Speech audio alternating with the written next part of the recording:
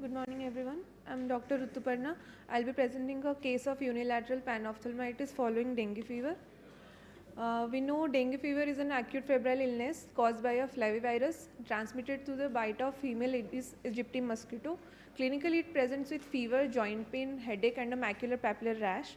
The disease can become life-threatening with severe hemorrhagic complications, significant capillary leakage leading to dengue shock and potential damage to vital organs. Panophthalmitis is the inflammation of three coats of eyeball, including surrounding soft tissues and orbital involvement. It is a rare but severe ocular complication of dengue fever. Pathogenesis it can be caused by direct spread of organism, secondary infection, or from the mediators of immune response.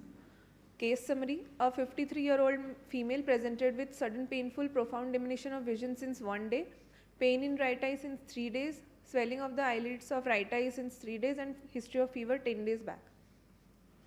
On examination of right eye, visual acuity, no light perception was present, lead edema, proptosis of the eyeball, diffuse congestion and chemosis of the conjunctiva. There was corneal melt, and anterior chamber, lens and posterior segment details were not visible. The differentials can be endophthalmitis, orbital cellulitis, or orbital abscess.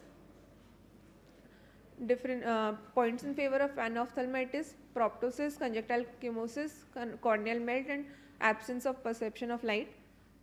Points in favor of endophthalmitis would be lid edema, conjunctival congestion, and chemosis. Points against would be corneal melt and present, and anterior chamber posterior segment details are not visible. Points in favor of orbital cellulitis would be proptosis, lid edema, and chemosis. Points against would be corneal melt present and anterior chamber details are not visible. The investigation we did, a platelet count of the patient was 179.5 thousand per cubic millimeters. The lymphocyte count was 15.5. TLC was decreased, that is 3.5. Dengue NS1 antigen was positive, and PC was also decreased, 32.7. The diagnosis is dietary panophthalmitis with active dengue infection. The treatment given, primary treatment was frill evisceration on table, auto expulsion of crystalline lens was noted. Secondary orbital implant was planned after that. The histopathology of episcleral tissue showed areas of hyalinization, fibrosis along with moderate acute inflammation and congested blood vessels suggestive of epithelial hyperplasia and dense acute inflammation. Scleral and uveal tissue showed extensive areas of necrosis, hemorrhage, and dense acute inflammatory exudate suggestive of necrotizing acute inflammation consistent with panophthalmitis. In microbiology, in Gram-Stain, no inflammatory cells or bacteria were seen. In aerobic bacterial culture and sensitivity of corneal button, no growth after 48 hours of aerobic incubation was seen. Then coming to discussion, this case explains the rare occurrence of panophthalmitis as a sequelae of dengue fever, hence the importance of early diagnosis and intervention to prevent severe ocular complications. The complete ophthalmic evaluation prompt intervention are essential for managing individuals presenting with dengue associated ocular symptoms, helping to prevent irreversible vision loss and need for evisceration, and hence improving the quality of life. Here are my references. Thank you. Dengue generally leads to hemorrhagic insults to the organ. Yes. Yours was an infective. Was there any infective No, condition? there wasn't any infective condition. No Sorry, sir? diabetics, nothing? No, she wasn't having any chronic systemic illness. So couldn't it be a cause of some other endogenous infection which is leading to the endogenous endophthalmitis in your case? Sir, it could be, or it could be due to immunologic factors, IgG. Okay, just tell me key points to differentiate endophthalmitis from panophthalmitis from orbital cellulitis. Sir, in endophthalmitis, there is conjunctival congestion, chemosis, cornea might be hazy, but the anterior chamber details and posterior segment details are visible. Not necessary. Sir, we can see vitreous exudates.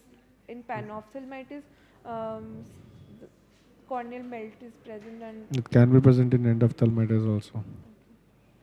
sir, in panophthalmitis, there is restriction of movements, which is So that's what you're getting confused.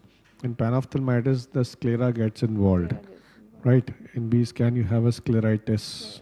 You have a fluid level behind the sclera. So that differentiates the endophthalmitis from the panophthalmitis, and end of the sclera part is not involved. Whereas in orbital cellulitis, the extraocular motility is restricted. In panoff and end off, it's not generally restricted. So those are the differential points, right? And why did you do secondary implant? Why not primary implant? Sir, there was already inflammation, so we let the inflammation. After how many days did you do secondary implant? Sir, 1 month. After 1 month, you won't be able to do secondary implant. The whole of the sclera would become a bunch, right? So there are two schools of thought. Some think the way you are thinking, that secondary implant should be done. But I personally feel the primary implant should be done.